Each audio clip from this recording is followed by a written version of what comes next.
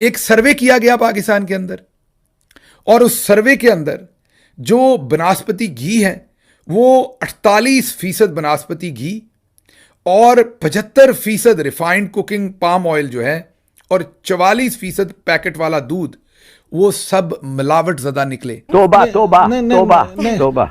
और ये सब अवाम में दिल की संगीन बीमारियों का बाइस बन रहे हैं। कोई सजा तो दें जो लोगों की सेहत से खेल रहे हैं। ये हुकूमत है या मजाक? पाकिस्तान में देखिए, कुकिंग ऑयल और घी, दूध, ये जिस कदर पिछले कुछ अरसे में महंगा हुआ है, उसके बाद तो होना ये चाहिए कि बेहतरीन क्वालिटी में हमें मिल रहा हो। ये जो बड़े बड़े ब्रांड आप खरीदते हैं,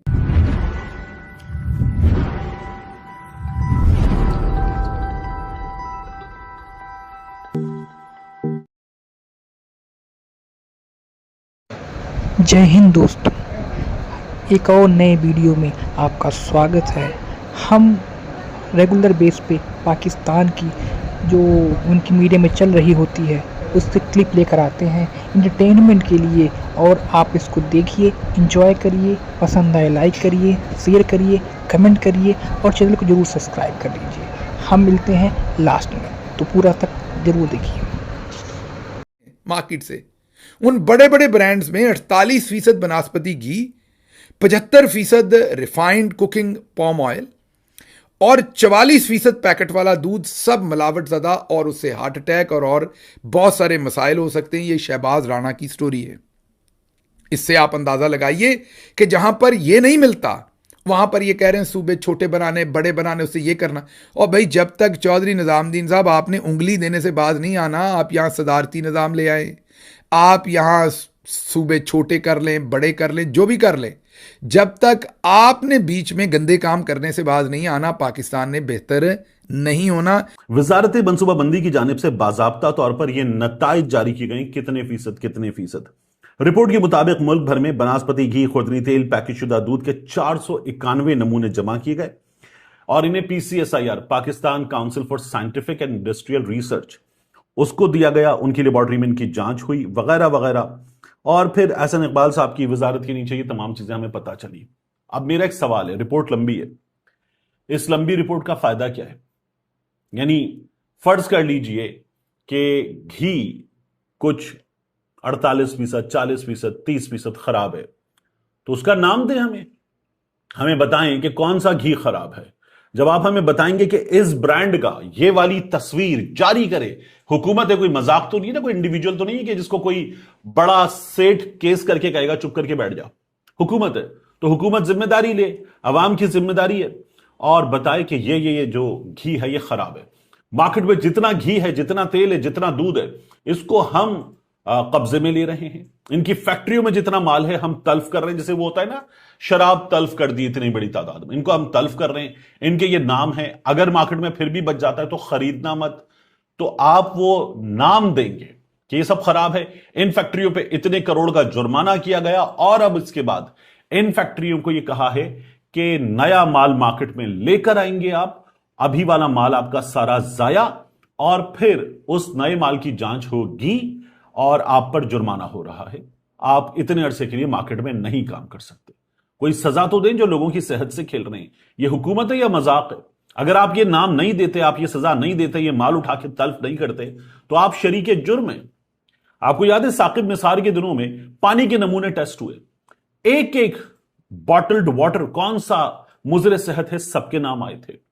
उन्हीं दिनों में घी और तेल के भी कुछ नाम आए थे कि ये मुजरे सेहत हैं, तो ये नाम आने चाहिए। पिछले दिनों सिंध में हुकूमत ने स्लांटी, उस पर एक पाबंदी लगाई, तमाम चीजें हमारे सामने आई, तो ये नाम आने चाहिए। अगर ये नाम नहीं आते तो हुकूमत खुद मुजरिमों की और ये जो मुजरे सेहत माल बनाने वाले हैं इनकी शरीके जुर्म है हुकूमत। इसके अलावा कोई बात नहीं की जा सकती इस हुकूमत के बारे में।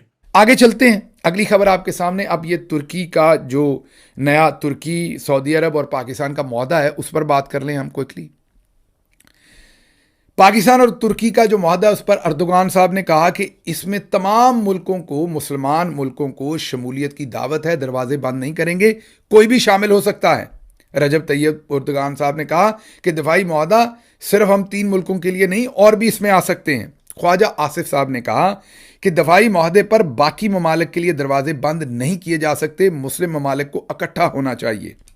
ख्वाजा आसिफ ने कहा कि ये जो पाकिस्तान, सऊदी अरब और तुर्की ने पूरी उम्मत को एक प्लेटफॉर्म पर इकट्ठा कर दिया है। दफाई माहदा इस्लामी दुनिया के इत्तेहाद की शुरुआत है।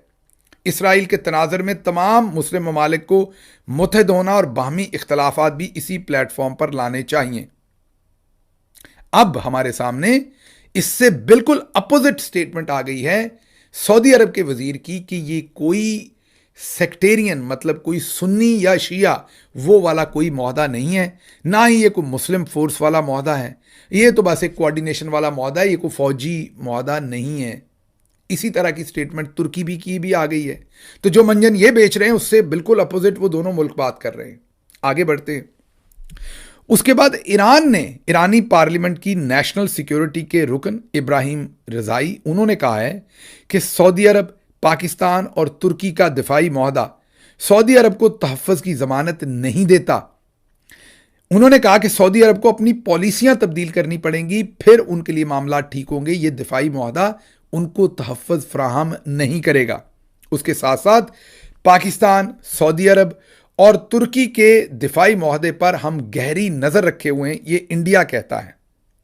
भारत के जो वजारत खारजा के तर्जुमान रणधीर जायसवाल हैं, उन्होंने कहा कि ये जो जॉइंट मक्का दिफाई मुआहदा है इस पर हम गहरी नज़र रखे हुए हैं और किसी एक मुल्क पर हमला 3 मुल्कों पर हमला तसव्वुर होगा। ये जो स्टेटमेंट पाकिस्तान ने दी है, जाहिर है वो इसे एवेलुएट कर रहे हैं कि क्या वाकई ऐसी स्टेटमेंट इसमें है, कुछ ऐसा वाकई होगा या नहीं होगा। शहबाज राणा कहते हैं कि पाकिस्तान, तुर्की, सऊदी अरब दिफाई मुआहदे से मुआशी बेहतरी मुमकिन होगी क्या। उन्होंने कहा कि दिफाई मुआहदा तो हो गया, पाकिस्तान को जो उम्मीदें थी कि डॉलरों की रेल पेल हो जाएगी, सऊदी अरब हमें डॉलर देगा, अभी तक उन्होंने कुछ नहीं दिया, कर्ज शर्ज भी नहीं मिल रहा, तो पाकिस्तान में भूख अफलास ही है। जो सोच के मुआहदे किए थे वो पूरे नहीं हुए, हमें कुछ खास लेना सिर्फ